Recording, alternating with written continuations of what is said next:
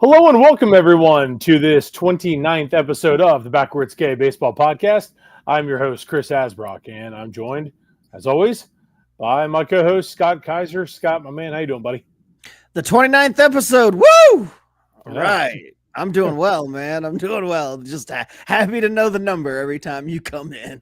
It's a quick and easy fix. I just, switch it out each and every week when in the rundown, That way we definitely don't forget. But it's more stunning the fact that we've made it 29 episodes. So This is true. 29 is a pretty big number for having only for doing it sporadically. 29 for two morons doing really baseball talk. Yeah, this is great. Good Lord, man. How you doing, man?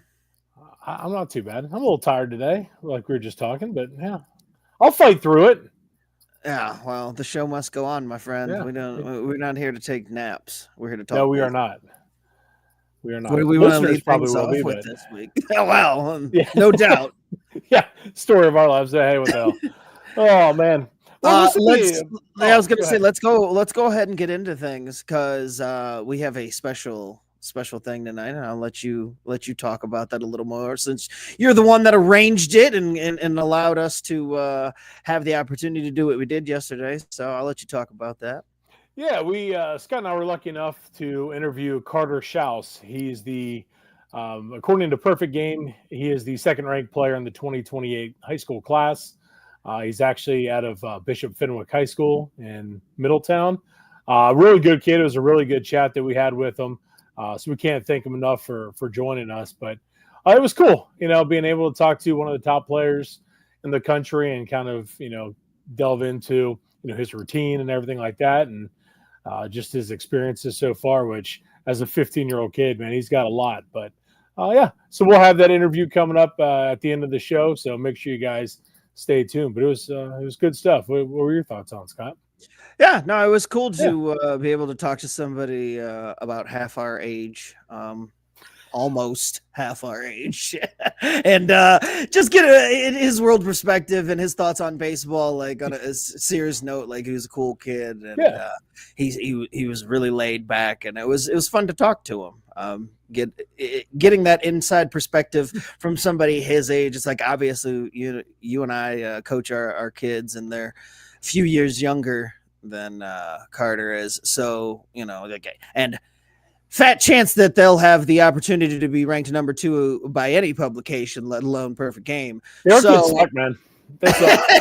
No doubt. So it's cool to see what it's like from a high ranking player like that, just to hear what he goes through and what it's like and the experiences that he deals with, and the fact that he's a two-way player is cool because now it's not as if everybody gets the chance, but it's not as immediately shut down. So it's something that he did say that he'd like to pursue, and wishing him all the best. So it was a fun time talking with Carter. Yeah, it definitely won't be the last time he'll be on. He was, just talking to him, man. He was pumped. He enjoyed it, and so yeah, we can't thank him enough. But again, like we said, that'll be coming up at the end of the show.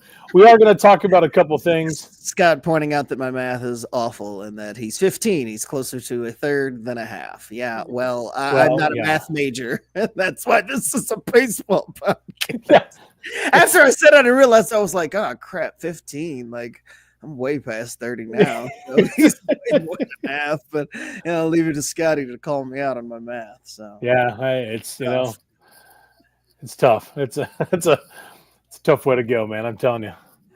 But well, we are going to talk about some things that happened in baseball. The MLB. Well, no. Which one do you want to get into first, Scott? Do you want to talk about the kid that found the Skeens card? Do you want to do that? Yeah, let's go ahead and talk about that since that's a little light, and since we're talking about the kids anyway, let's stick with the kids.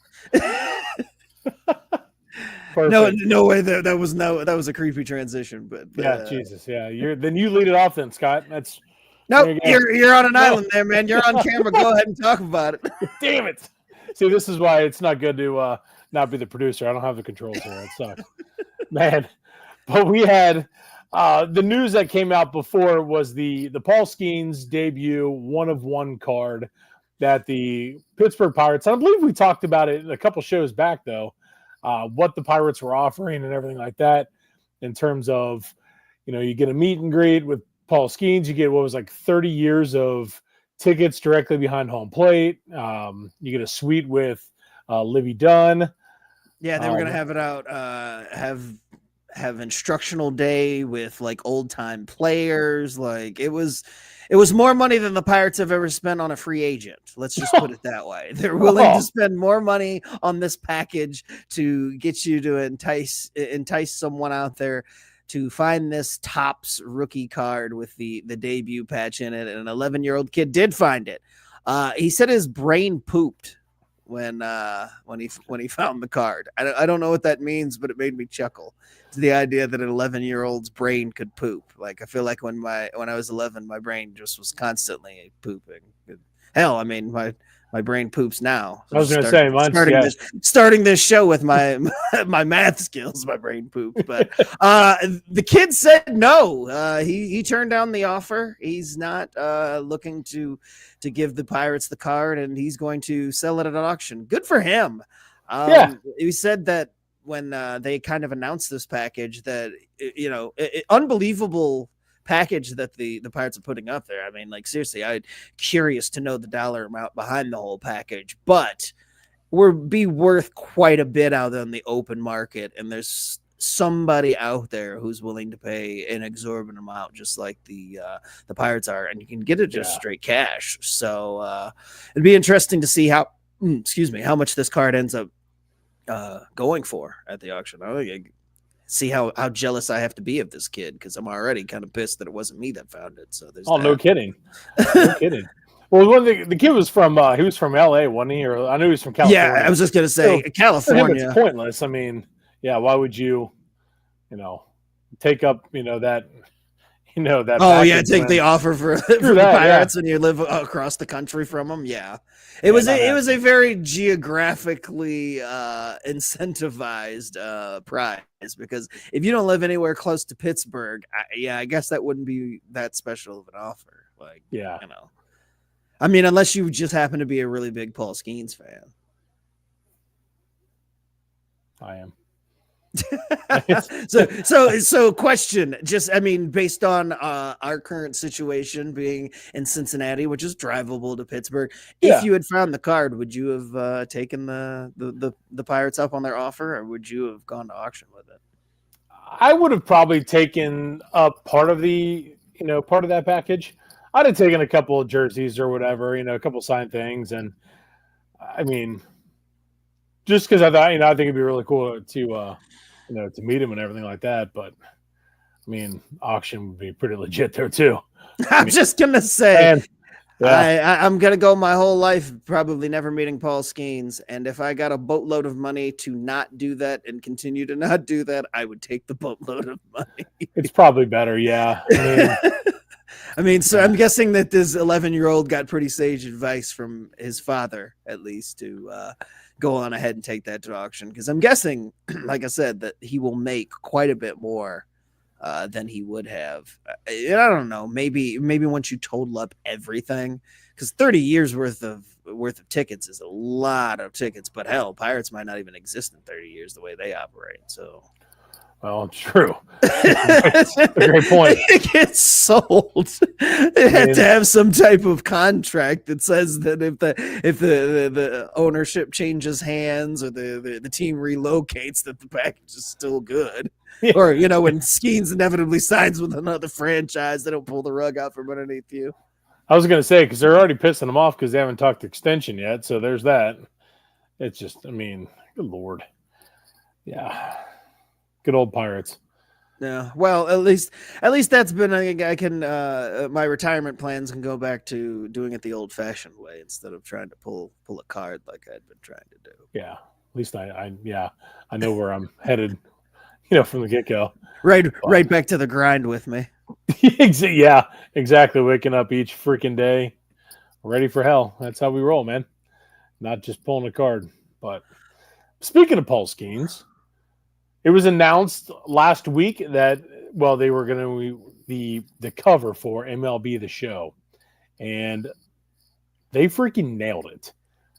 It came out first that Ellie De La Cruz was on it, but then they actually showed the cover itself, and it was donned with Paul Skeens, Ellie De La Cruz, and Gunnar Henderson. And what a better way to showcase three of the top young players in this league than have them on the cover of MLB The Show. So, I mean, I absolutely love it. I think it's really cool. It's definitely a game that I really love playing anyway, and I was going to buy it. And I'm definitely going to buy it with, three of the best players on the cover anyway. But, overall, again, great job by MLB. And just when we think that they struggle to, showcase their young talent, they kind of take a step forward by having some of those guys on the cover of one of the top selling video games out there. So I gotta give them credit for that, but hopefully, they continue to take that step forward and showcase more of this young talent throughout the league, which we talk about, seemingly each and every episode. But Scott, when when we were talking about this, we were both pretty pumped at what they did with it. Yeah, if I remember correctly, and this is just going off my own memory of baseball games in my lifetime, I don't believe that we've ever seen a cover that has 3 players on it. I know that there was the dual cover back with Randy Johnson and the MVP cover. I think it was Randy Johnson and Miguel Tejada. Back in like 03, 04, somewhere around there, that was the first dual athlete cover that I could remember. But this is the first triathlete cover, and yeah, they nailed it. You got Skeens, Ellie, and who was the third one?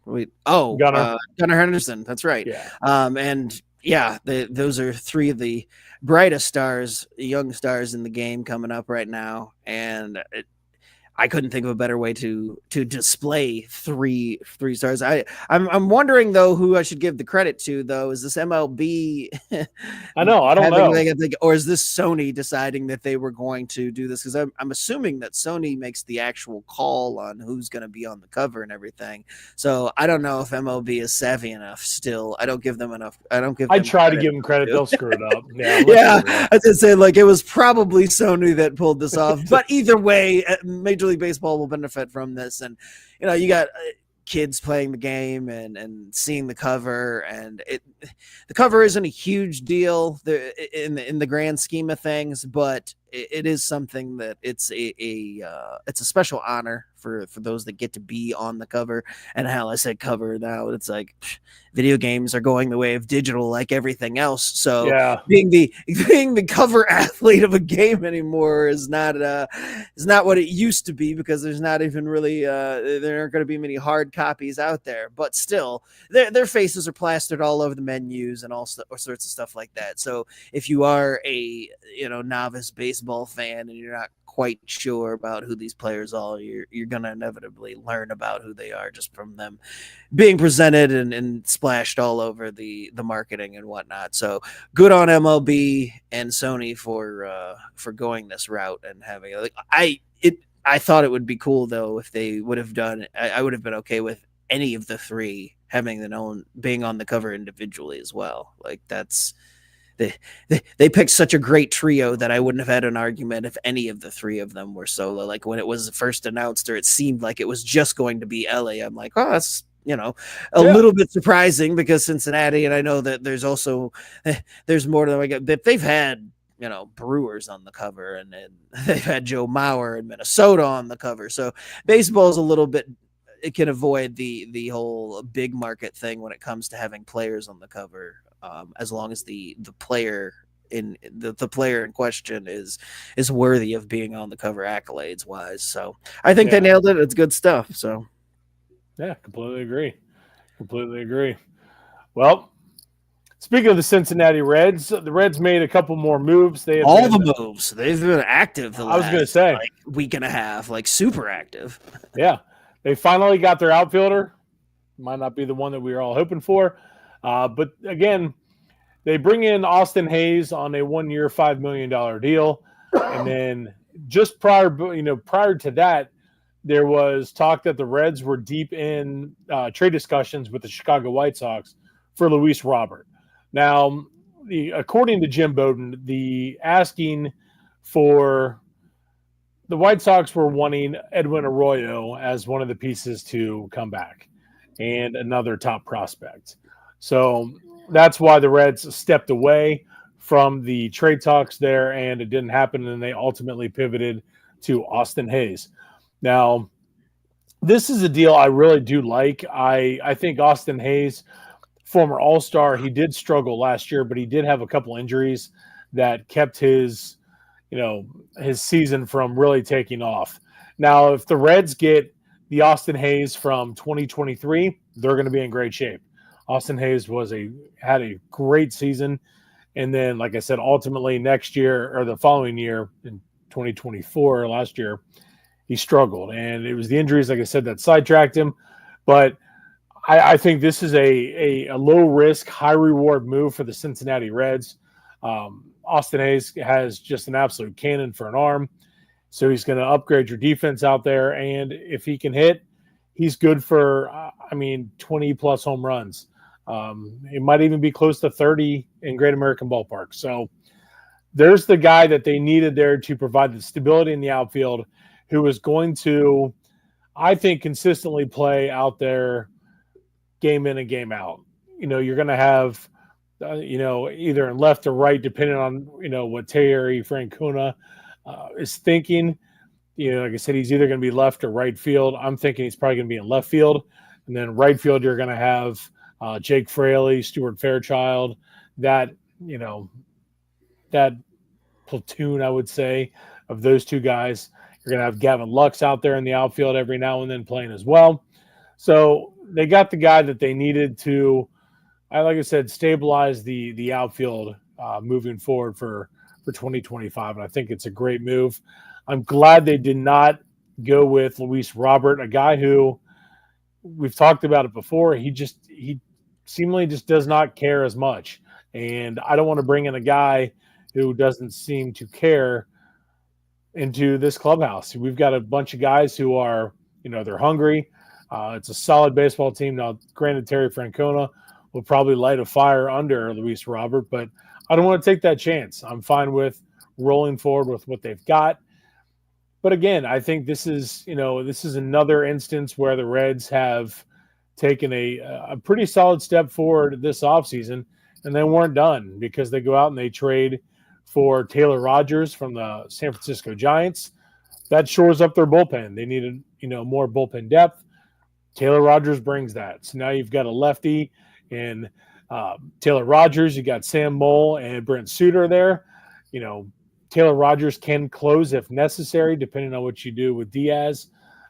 But again, I think Nick Krall has done a solid job this offseason. I know I've heard, different things, that they didn't go big on some moves, which there's one that I'm going to talk about here shortly. But again, a solid offseason for the Reds, and it was all started by the hiring of Terry Francona. And it's been since then, I think this team is going to, they're going to make a lot of waves in 2025. And I'm really happy to see what they've done so far. And it's definitely looking up this summer for the Reds. Yeah, I'm just happy to see the Reds making some moves because, last year you bemoaned them. I gave them shit. They sat on their hands and they didn't do anything. And last year it was a prime year. In year two of all those young guys to kind of move some things around, spend some money, and get things moving towards contention a little bit quicker than maybe they had thought they would be. But it's nice to see that this offseason they are making those moves. And I'm with you. I'm not a huge Luis Robert guy. Numbers are fine when he's there, but he's rarely there. And he's hurt a lot.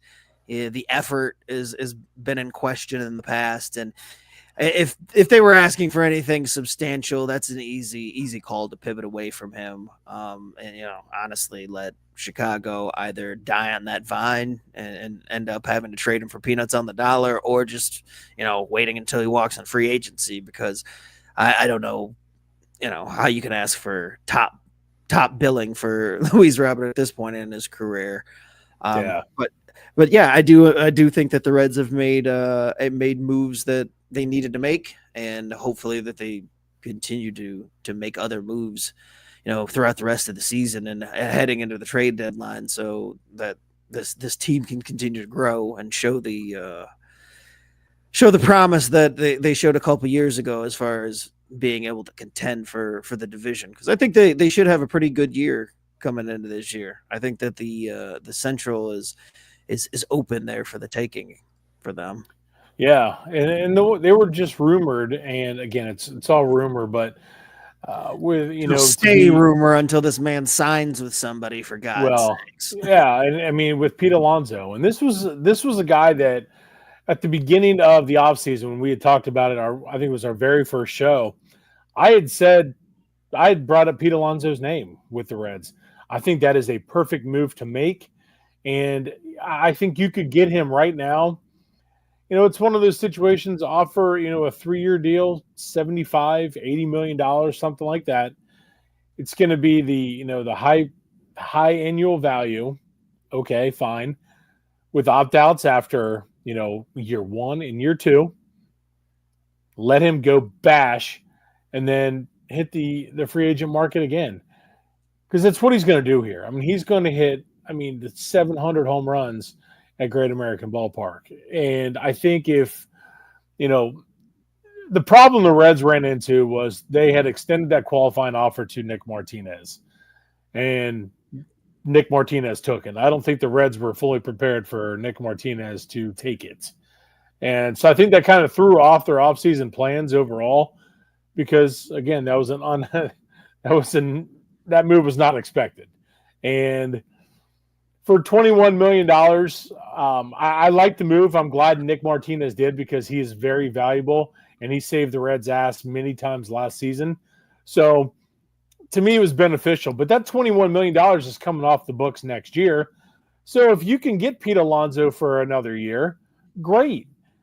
To me, make the move. You spend the money now. If you bring in Pete Alonso, the Reds are winning the Central. With what they've got on this team right now, they're winning the Central. I will go out there and I'll say it, unless the Cubs bring in Bregman or anything like that. But as it stands right now, if the Reds bring in Pete Alonso, they win the NL Central. So go for it. That's what you've got to do. You need a right-handed power bat in that lineup. And what better place to do it at first base with Pete Alonso? Like I said, he's going to hit a ton of home runs at Great American Ballpark. Make the move. It's totally worth it. Again, if it's for 1 year, it's for 1 year. Okay, fine. Let him hit the free agent market, and then, you split from there. But reap the benefits now with this team that is, like I said, young and hungry, and they're ready to move forward and really capture, a lot of hearts in this city. Because when the Reds are winning, this is a baseball town. There is no better town in this country for baseball than Cincinnati when the Reds when they're rolling. That can happen this summer. It's just a matter of go out and make the move, Nick. You've done a good job so far. Now here's your chance to cap it off and hit another home run by bringing in Pete Alonso. Make the move. Make it happen. Yeah, I don't think you get worse by adding a Pete Alonso. I don't know that it's slam dunk makes them favorites in the division. I do think that they would be right just there. Let me have my fun. No, that's fine. I'm just saying. Ultimately, it's going to come down to pitching for them. Like I don't think that the offense. Now you had a Pete Alonso in the middle of that lineup, and again, it's not going to hurt him at all. I think he pushes for 50 home runs down at that bandbox, but it's a lot of money. I don't see. No, it is. I think that they're in the conversation maybe because Boris has tried to get other teams in the conversation and whatnot, which is fine. And I think it's cool idea to kind of play with. But I ultimately don't think that the Reds will be able to spend that money and justify it, despite what it would mean for the team in the short term. See, that's what pisses me off is you spend money to make the money on that. And that's what drives me nuts about, some of these ownership groups is they won't spend the money, but then, we bitched about it before on this show. Like, Yeah. if you want to win, put your money down there and make it happen. Yeah, and then I mean, Scott, going back to the Nick Martinez thing, pointed out there's a 0% chance that he would turn it down. Everybody knew he'd accept it. Most are surprised that they offered it, not that he took it. I mean, yeah, it was a gamble, but I mean, in defense of the Reds, I'm not saying that I would have made the same decision, but pitching has gotten crazy as far as like the prices and the amount of money that guys get. And you look at, the Braves paid Charlie Morton $20 million last year and he sucked. So, paying Nick Martinez $21 million isn't that insane. He pitched pretty well last year. He's pretty solid. Oh, yeah. He definitely bailed the Reds out a few times last year. So I'm sure they weren't thrilled that he took it, but I don't think that they sat up at night like cursing it either. Like I ultimately think that it was one of those things where they were like, "Hey, we'll be happy if he doesn't take it, yes, but we're not going to be disappointed if he does take it." That's a great way to put it, because I think they were expecting him to get a multi-year deal somewhere else. Right. Then you get that compensation pick, boom. I think that's what they were leaning on. Right. But again, that is why they extended it, because you benefit both ways. Either he takes it, you get the comp pick, or, he takes it and you've got yourself another great pitcher for another year.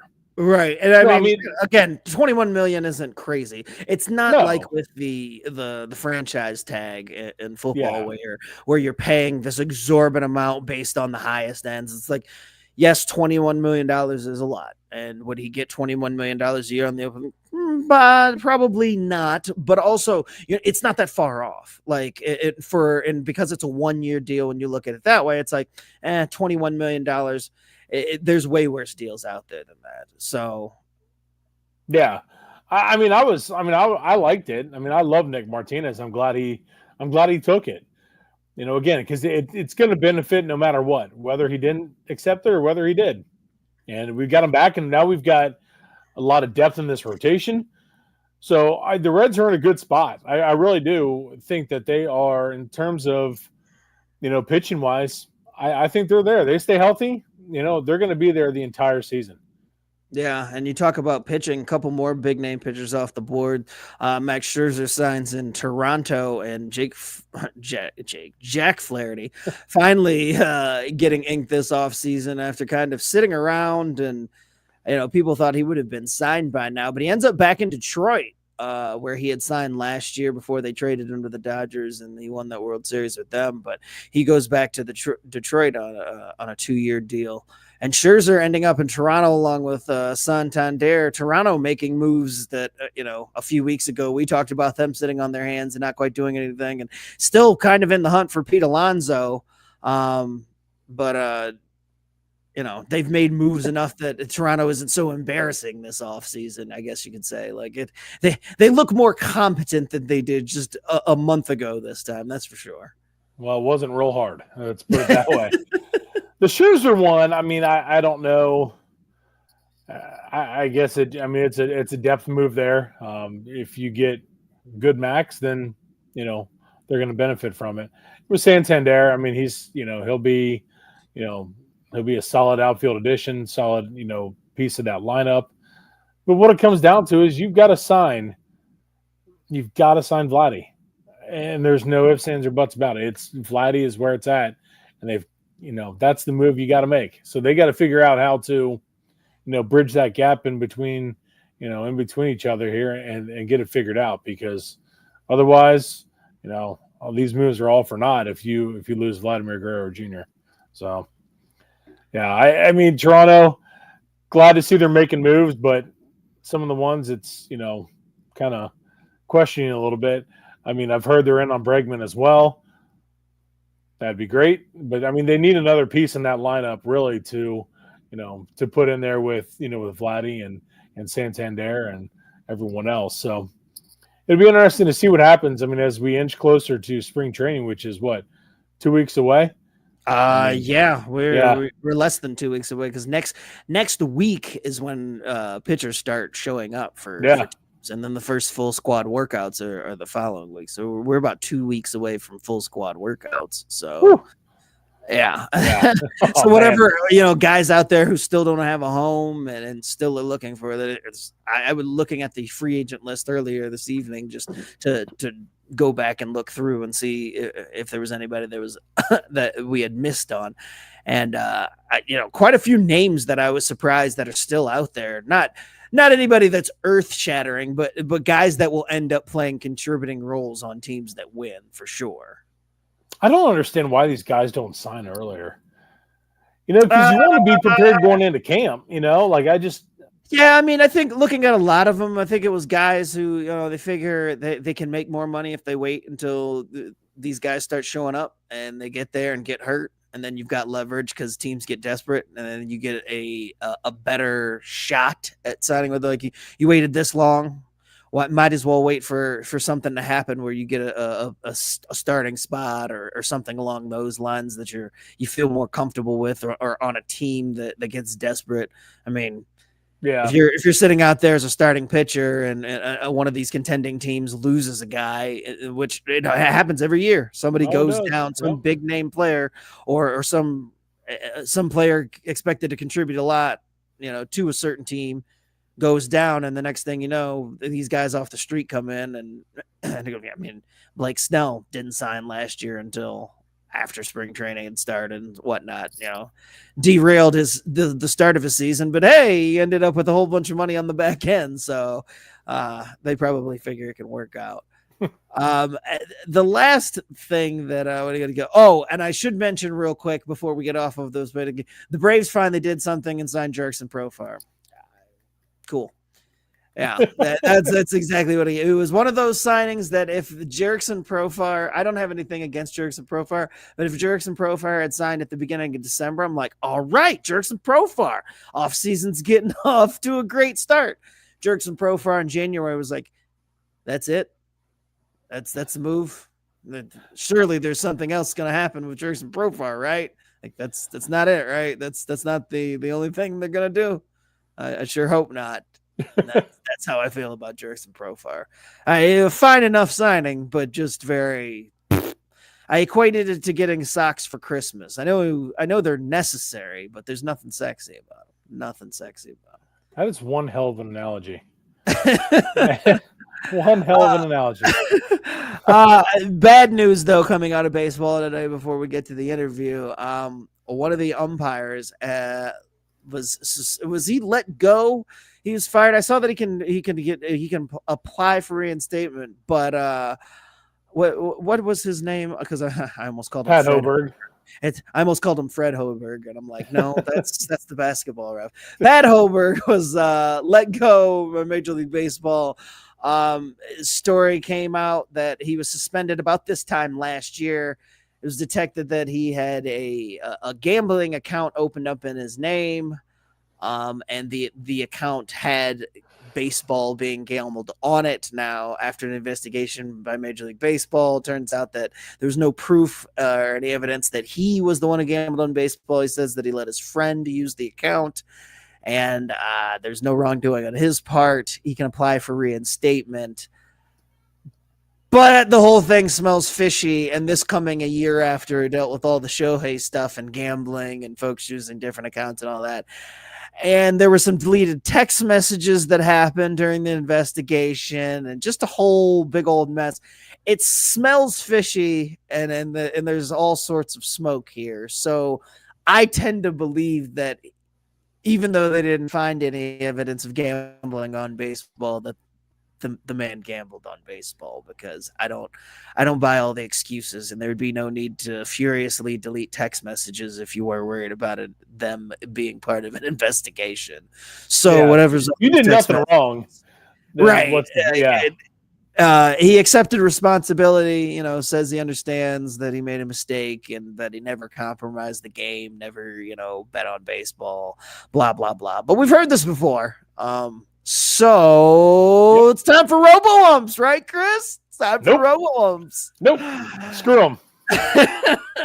I don't believe we've ever had this conversation on the show, and I don't think people know our feelings, but I am very pro bring on our robot overlords and have them umpire in baseball. The sooner the better. we get these balls and strikes called. And Chris is very pro old school, keep the human element and keep screwing up calls and blowing calls and, having the integrity of the game question because guys are gambling. So yeah, Chris, you're wrong. And this is just another reason that we need robo-umps. Defend your position, my man. Defend your position. I don't want to. Oh yeah, you got nothing on this one. No, I do think that it's past time that we have the robotic umps for balls and strikes. I got no problem with umps at the bases and on the field and all that stuff, but for balls and strikes, I'm done. I'm over umpires blowing calls, and I know that in Hoberg's case, he was one of the better umpires, which is what makes it kind of annoying, is that he was the best balls and strike guys that baseball had, just numbers wise, and they keep all the statistics and the stats on how well umpires do during games, and he was the best, and yet now he's gone out of the game because of something along these lines. Now, what if guys like CB Buckner and Angel Hernandez were not even remotely part of, and you didn't have those outliers of absolute dog crap umpires making calls?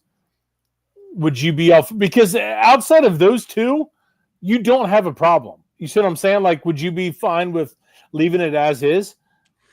I just think CB Buckner is awful, and obviously we know Angel Hernandez is about as bad as you're going to get. Those two taint this all, and that's the problem. Sure. No, I know that there's some that are worse at it than others, but in general, if you have the technology like this, and again, I mean, assuming that the technology is all the way up to snuff, it makes no sense to do it if there's any way, shape, or form that it could be wrong or it's not ready, for prime time, whatever it may be. But if you have the technology to get the calls right, then I want to use it, because even the best umpire can have a bad day or can miss a call at a crucial moment or whatever. And presuming that the technology is where it's supposed to be and accurate, computer's never wrong. So why have the technology and not use it? Like, it's like in football. It drives me nuts that there's all sorts of rules and stipulations and timings and all that on replays and being able to overturn calls. No, bullshit.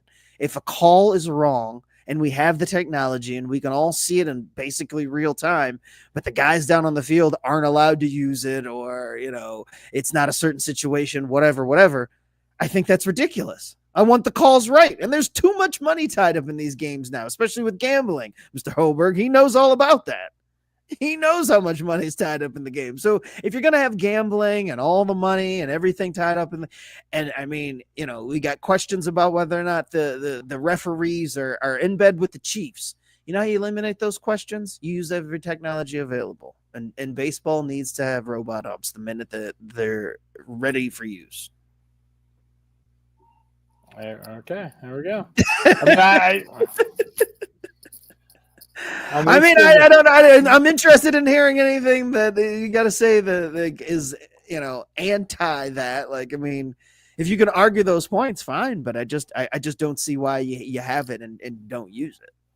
I mean, I'm fine with the challenge system on it. I mean, but you got to open up the challenge system if you're going to do it. Like, there's so many times that it'll be like, oh, he was safe on that play, but guess what? It's non-challengeable because X, Y, and Z. Well, why can't we challenge it? We're all sitting at home watching the blown call. I get it. Yeah, I mean, I get it.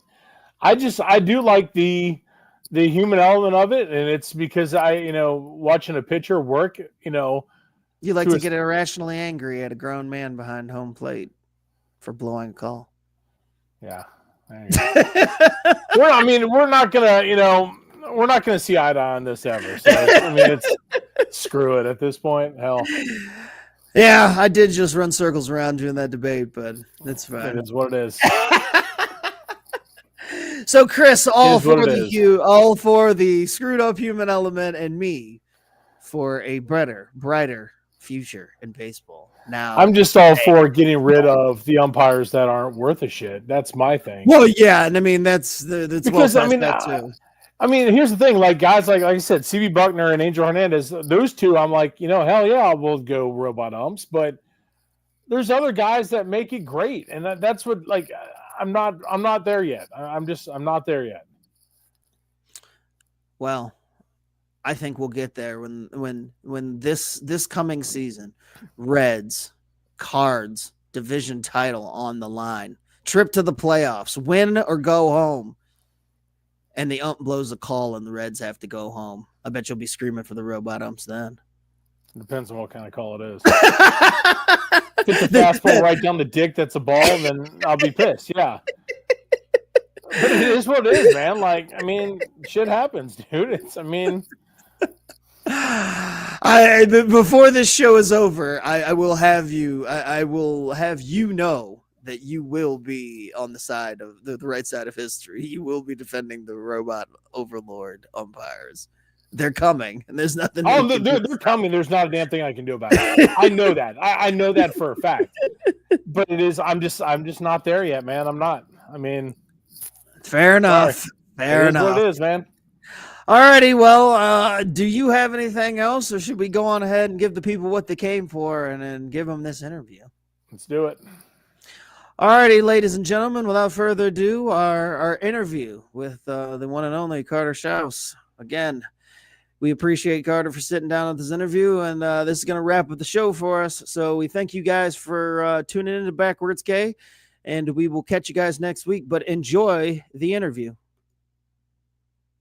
Everyone, thank you very much to this special episode of the Backwards K Baseball Podcast. I am Chris Asbrock, and I'm joined by my co-host, Scott Kaiser. But in this little section here, we have a special guest, the number 2 player in the 2028 class, rated by Perfect Game, and he's a local baseball product from Middletown, goes to Bishop Fenwick High School, Carter Shouse. Carter, my man, thank you so much for joining us, and how are you doing today? No problem. I'm doing pretty good today. I just got done with some hitting and throwing, arm care. There we go. That's good, man. You always got to take care of yourself and keep the training going. Oh, yeah. So just kind of, just some, fun, things here. What's your favorite major league team and growing up and now in terms of player wise as well? I'd say now my favorite team's the Phillies. I'm a big Bryce Harper guy. I love the energy he brings to the game. And then I'm also a big Trey Turner guy. Love those two playing together. And then obviously Schwarber. He's from around here. Little Schwarbomb action here and there. Love seeing that guy. And then obviously just I fell in love with Bryce Harper when I was little when he was with the Nationals. But I feel like he just brings the energy to the table, which I love doing for my team and my teammates. But I definitely say those 3 guys, and the Phillies are my. Yeah, it's a hell of a grouping right there, man. There's just some studs. One of Scott's favorite teams. If you've checked out our show before, Scott's a huge Braves guy. So yeah, I mean, I'm all right with the Phillies that you named though, because those are the ones that I actually really like too. Seeing a lot of them in the NL East for their most of their careers. I unfortunately cannot hate Bryce Harper, unlike most of Braves country. I love the way he plays the game. So the fact that you emulate your game after him, that's a good one to emulate. As long as you didn't say a Yankee or a Met, we were going to be all right. That's true. Yeah, there would be definitely no love lost there. All right, man. So another one. What player, have you? Wish you have gotten a chance to see, play that, that is long retired or anything like that? I really wish I would have gotten to see Derek Jeter play. I'm a little too young for that, but I really wish I was there for when he was still playing. And I obviously just watching his highlights and everything and his last walk-off and his last at-bat, I wish I was there to see that. I mean, he was something else. I mean, from where he came from to where he ended his career was pretty crazy. Yeah, he did have an incredible career. That's you're definitely not wrong there. The good old captain, I know. Yeah, I mean, it's pretty legendary. We'll go with that. We will go with that. Scott, you got anything there? Yeah, outside of your favorite team there, what team would you most like to play for if you could pick where you got drafted? Where would it be? That's a tough one. No pressure.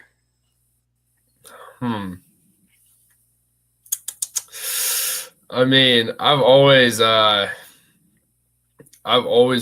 ever since I've been a Phillies fan, I've always wanted to play for them. I've loved their fan base. I mean, they brought Bryson Stott back from being, he was not hitting very well, and then a game later he's hitting, doing his thing again. I mean, that fan base, those players, I'd love to play for them, and then obviously I'd love to stay close to home and play for the Reds, but.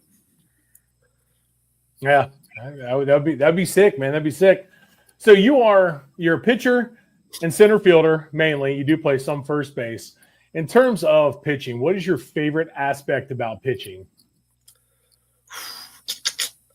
I mean, I'd say now since I've been growing older, I've been able to, overpower hitters, and I'd say just being able to be up there and be confident and know that I have my, my 4 pitches to just, I guess, annihilate somebody or just like go through the order and do my thing is just like, I feel like for me, it's very comforting not to have to like every outing have to freak out and worry about and do something that's like out of my norm and just be able to relax and have a good outing every single time I go out there and not have to worry about anything extra. There we go. So what do you enjoy more, striking a guy out or throwing a guy out from the outfield? Oh. I feel like strikeouts have become kind of a norm for me. Not trying to like, just say that I strike everybody out, but I feel like it's become kind of a norm. So I feel like throwing a guy out from the outfield is pretty dang cool. Yeah, dude, there's no better feeling. I played center field, man. It is. Oh yeah, it's awesome, man. There's just that feeling, just someone's challenging you, and you just freaking throw a laser in there, and it's awesome. Yeah, it's awesome, man. So far, what's your best experience in baseball so far? Without a doubt, we're playing for USA. That was, without a doubt, that's my best experience. The four coaches that I had from training camp, and then getting to work with them throughout that, and then the 2 weeks we had with them, just the bond that I built with those coaches and those players, and then being able to bond with them every day. My roommate Jordan Kurz, and then. I mean, just the whole atmosphere, playing with my best friends, Jared Grinlinger, who you probably know, and then the whole experience was just insane that I never thought I would be able to have until I was older. Even then, I wasn't sure that I'd be able to do it, but just having it now, like a few months ago, was absurd. Yeah, that was going to be actually a question I was going to ask you later on, but the fact you played for USA Baseball. What does that mean, or what did that mean for you to have that USA across your chest, man? Because that's awesome. I mean, that's pretty special. So obviously, like the first time you ever wear something, it's just a little USA practice jersey. But then that first game you have when you put on a jersey and it has USA across your chest, it's an unreal feeling that you'll never feel again. Like it's insane. And then obviously we played on 9/11. And I pitched that day. And obviously that was a really emotional day for all of us. And be able to play that day, pitch that day, come out with a win was really big for us too. Wow. That's awesome, man. That is really cool. Yeah. Just like I said, I mean, I see you're wearing the USA shirt as well. That's that's cool, man. That's just an unbelievable, proud moment it's got to be for you just to have that. That's cool, man. Really, really cool. Congrats on that. And those who don't know, you also you play basketball too, right? Yes, I do. Can you tell us a little bit about your basketball playing? What positions do you play, and what's your favorite thing about being on the court? I'd say I'm a forward / small forward, and then I'd say I can shoot the ball, but I can get downhill and take it to the rack too, and then. I'd say either just overpowering somebody, taking the ball to the rack, or taking a charge on out of control guys and getting the crowd into it, and flexing on somebody and you're getting back on defense, you block your shot and you go down and hit a little and one on them. That's get you going for sure. I love it, man. I love it. So do you play any other sports besides basketball? I played baseball, football, and basketball until I was in 7th grade. Okay. And then everything started to translate. I was like starting to kind of get looked at like going into my 8th grade summer, my summer going into 8th grade. And I was like, I'm not sure if I want to take the risk in football anymore because I need to focus on, hitting the weight room and, getting stronger, and then also focusing on basketball at the same time because that's, also something that I love. Not that I miss football like anything. Like I miss football. I wish I could still play, but I wouldn't have been able to play for USA if I played football. And most of my big opportunities can come in the fall, and I wouldn't want to play football, screw my team for something else, leave them behind, but also at the same time I have to worry about my future. And obviously those big opportunities will come in the fall. What position do you play in football? I was a quarterback and a linebacker. Oh man. Okay. Oh, yeah. That's two completely different there. I like that. Yeah. I like that. Leaders on both sides. I was a quarterback that wanted to knock somebody's head off. So and see, there you go. You run that ball, you lower that shoulder, man, and just truck somebody. Yeah, it's a great feeling. So you're an intense dude, man. Like, okay. So question that comes with that, do you hate to lose more or do you love to win more? I'd say I'd hate to lose more. Like I love winning, but I cannot stand losing. Like I absolutely hate it. Thank you. That's how I am, man. I hate it. I mean, winning's great, but man, losing, it's just, I don't know, there's that defeat factor to it. Winning's like, hey, you get to enjoy it for 5 minutes, but then like when you lose, it's going to stick with you for the rest of the night and the rest of the week. Like I can't stand it.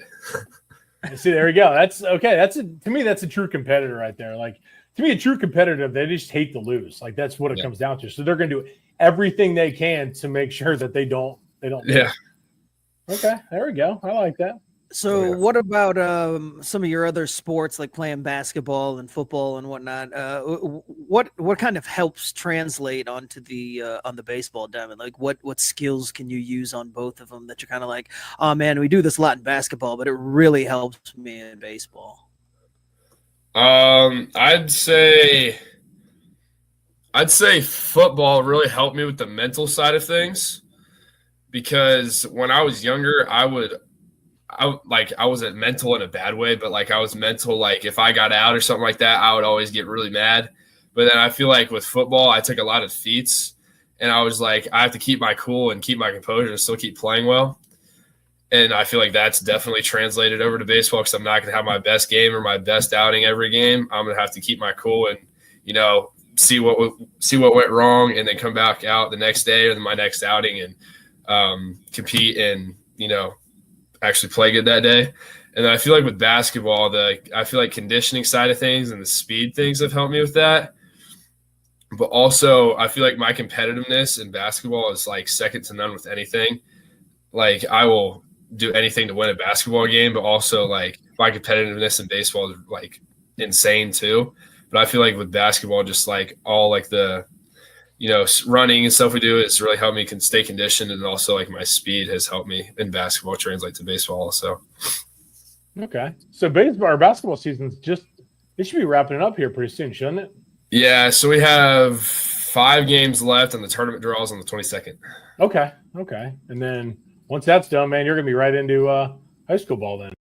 Yes, sir. Crazy. Yeah. It gets rolling quick, man. Oh yeah. Gets rolling quick. During baseball season, what's a typical day look like for you? Ooh.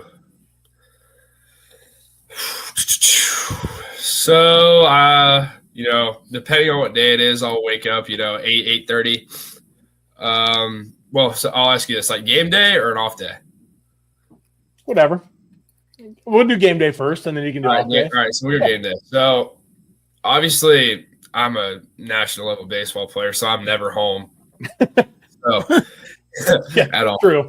So I'll wake up, go down, have some breakfast in the hotel lobby, get some eggs, get some sausage, maybe a bagel for some carbs, and then go back up. Depending on what time my game is, let's say I have I don't know, 8. Let's say I play 8 at night. I'll go up. I'll do some stretching. Just hang out with my mom and dad, and then my team my Hit Dogs team, we love playing cards in our off time. Like we'll play euchre for hours. So we'll go grab lunch as a team, then we'll come back and play some euchre or whatever card game we want to play that day, and then I'll probably go hop in the hot tub, just get my muscles relaxed, and then I'll probably go up around 2 or 3, take a little nap, and then we'll go grab a bite to eat, and then I'll throw my headphones on and I get locked in before we start warming up, and then from there on out, it's just me versus that other team. You're not going to win this game, so there you go. Well, that leads us right into the perfect next question, because we got to know what's on your playlist, man. How do you get hyped up for a game? Whoa. Like, what are the kids listening to get fired up? So, if we're listening to it as a team, it's just like, we're like, hey, what do you want on Ox? What do you want on Ox? So we're just like, just typing in some random song, But for me, I'll have a little bit of rap mixed in there, a little bit of country. I'll throw on some Luke Combs or some Morgan Wallen, and then I'll have some Lil Baby or some Gunna in there, and I don't know. Those 4 artists right there just get me in the zone, man. I mean, I don't know what it is about those 4 guys, but I mean, do you guys have a designated team DJ or no?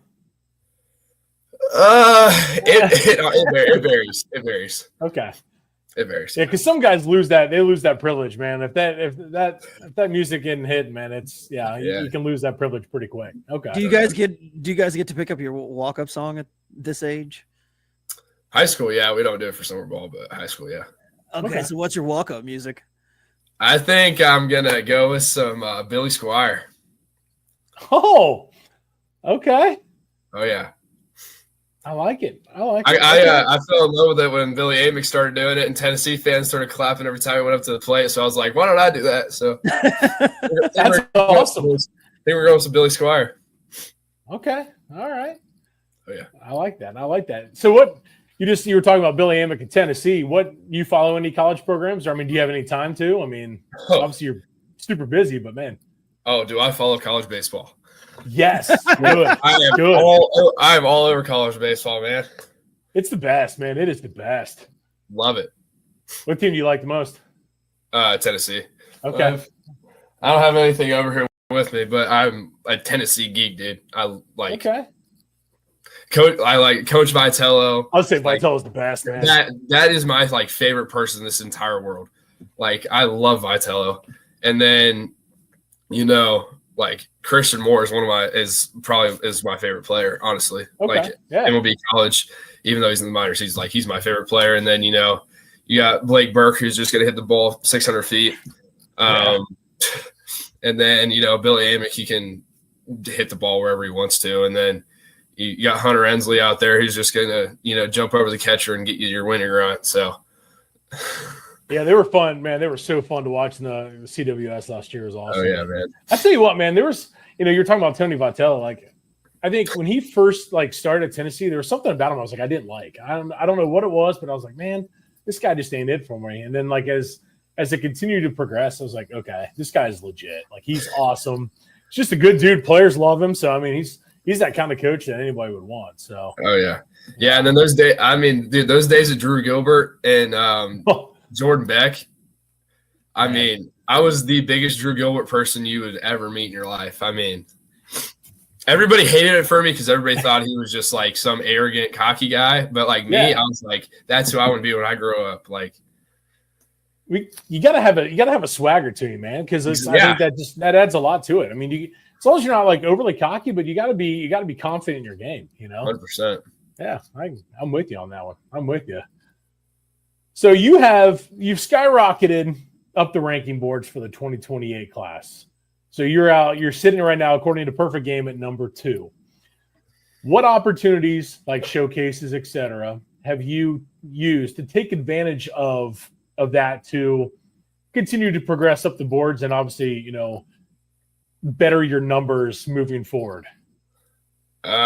So with PG, it was definitely my first, the showcase that I did to skyrocket my stuff to number 7, first PG showcase I'd ever done. Okay. So that indoor was like a, great experience for me. And then that got me up to 7. So then I started, I was getting these showcase invites left and right. And then I got the national showcase invite, which that was July, something like that. And then that helped me. That was obviously like that was the biggest showcase of the year. That definitely helped me, progress my numbers. And then for PBR, I'm going to the pro case in 2 weeks, which that will definitely be a big one for me to be able to update my numbers and get my name. Obviously, it's out, but get my name out even more. Yeah. So. Yeah, more exposure the better, man. That's just how it is. 100%. So, like in looking at your latest numbers, last I was able to find, looks like the majority of them are here from July 26. So you had fastball velo of 89. You ran a 60 and 7.1.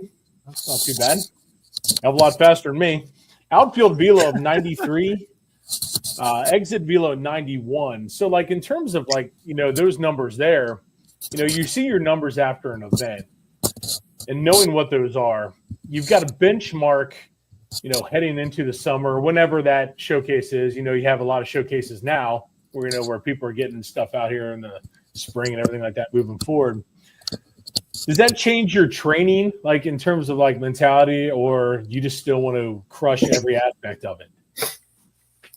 I think I still want to focus on everything, but if there's one number that I'm not happy with, I'll focus on that one a little bit more. But I'm not going to drop everything else and just focus on one thing. I'll still work on everything, but focus on that one little thing a little bit more than I was. Okay. What numbers like right now that you look at, you see that from the last PG event? Is there anything that's sticking out? Like, man, damn, I want to do better than that. My 60, obviously it wasn't bad. I was hoping for a sub 7, but 7 wasn't terrible. 710 isn't terrible, but yeah. That exit velo is sticking out like a sore thumb. I mean, that's atrocious. Like, dude, that ain't gonna cut it. And I've been working on it lately. I think my highest has been like 98 or something like that. So, that's definitely been one of the things that I've worked on. So yeah. And you said you got another one in a couple weeks?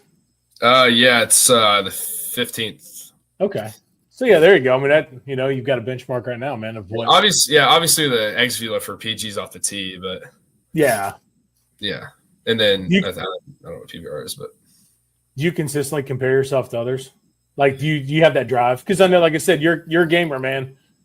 I'd say sometimes I can compare myself to others, but I mean, I feel like I'm at the stage in my, career now that I just need to focus on myself. And then if I need to, I'll compare myself to not somebody my age, but somebody older than me. Now I'd compare myself to a Grady Emerson or somebody like that. I'm not going to compare myself to somebody in my age. Yeah. Okay. Well, what part of your game do you think you need to work on the most besides, the exit velo? I know you said that sticks out, but what aspect of your game would you say, I could really get better at this? Ooh. Man, that's tough. I'd probably say the speed side of things. I mean, everybody they're like, oh dude, you're pretty fast. And I'm like, yeah, I'm kind of fast. But then when I watch myself, I look like I'm running in the wind. I feel like I'm not even that fast. And I feel like, to take that next step, that'll be one of the big things is, getting faster. But I think that's the biggest thing. Do you like pitching or playing center field more? Dude, people ask me this all the time and I can never answer it. I just hitting through an hour ago and I'm just throwing fuzzballs down there, and I'm just like, dude, this is so fun. But then when I get in the center field and I go and make a diving play, it's like, dude, this is the best thing ever. Like, yeah, I if I can play it two-way for the rest of my life, I'm going to do it. Like, I don't know what, like, I can't tell you what I love more. Do you think? Okay, I mean, obviously, you're younger now. Do you think that's an aspect of baseball that should change a little more, to where you have more of the? Yeah, I think. Yeah, I agree, man. Because one of the things that we talk about on the show is Paul Skeens. Like I followed Skeens when he was at Air Force. That dude was a freak. Yeah, I mean, look at DH. Man. Yeah, look at Jack Caglione now. Yes, Jackie Cags, man. That dude. Yes, dude, he's throwing 99 and hitting 500-foot bombs. Like Cags is a dog, and he's a lefty. Yes, exactly. You've got that, and you have like Michael Lorenzen from back when he was at Fullerton. Like guys like that. I think it's such a valuable, piece of the game. And it's, if you can bring in, and that's why I advocated so hard for the Reds to bring in Jack Caglione, because you're getting two different guys. You're getting a stud hitter and a lefty that can absolutely bring the heat. Yeah. Like, definitely. To me, go for it. And it's like, you see some of these guys, it's to me, it's totally worth it. And I've always wondered from somebody who could play, both ways, would you like to advocate for that more? Oh yeah, 100%. But I mean, speaking on the Reds pick, Chase Burns wasn't a bad pick either. No, that was the thing going into it. We were talking about, I was like, man, the first like 4 or 5 picks, you could not go wrong at all. Yeah. I mean, Chase Burns has been one of my favorite pitchers for the last 3 years. The energy, I feel like sometimes when you probably haven't even seen me pitch yet, but like when I come off the mound, I feel like Chase Burns. I'm jacked up. I'm like screaming, like, come on, like, give me that. Like, I'm jacked up. Like, you would have thought I just like drank 4 energy drinks. Like, striking somebody out, like, at the end of an inning gets me going. Like, it's crazy. So do you pitching wise, do you like just blowing it by somebody, or like, breaking one off in them and then they just, they corkscrew themselves? I mean, I love blowing it by somebody, but I also like making them look stupid, just throw them a little backdoor slider and they just fall on their face and swing. I love doing that. I feel like just overpowering them is kind of fun too. It is because to me, that's a mono thing. Like, all right, touch this and then bam, zipping it by them. Okay. Yeah. I like that. What is in your pitching repertoire? What all do you throw? I got a fastball, changeup, slider, and a curveball, and then I'm trying to work on a cutter right now. I just can never seem to get the feel for it, because if I throw it right, it's super good, but then if I throw it wrong, it's like the same thing as my slider, which I just threw, and I'm trying to like do something else. It looks too much like it, so I'm like, I don't know how to, but okay. Yeah, that could be. Yeah, I can see how that could be a problem. Once you get that grip, though, man, it's like, I mean, it just adds another weapon to you. I like that. Oh yeah. Okay. So this area is a hotbed for high school baseball. We've got, some stud teams around here. It doesn't seem to get the national recognition though that other areas do. Obviously, you've got Florida, Georgia. You name it, California, Texas, everywhere. But you being the, as highly ranked as you are, do you feel a sense of pride carrying a flag for Cincinnati or in local baseball, when you go around nationally?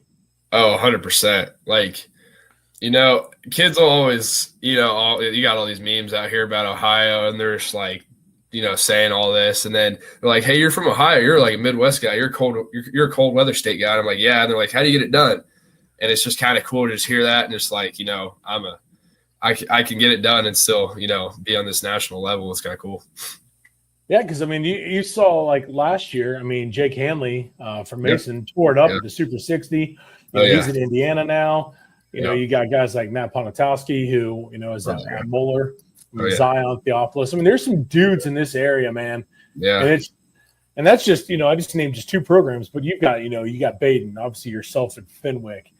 Yeah. You got East. So many programs here, man, that it seems like I said, the respect factor just isn't there because, again, like you said, we're a cold weather Midwestern state. 100%. Come on, man.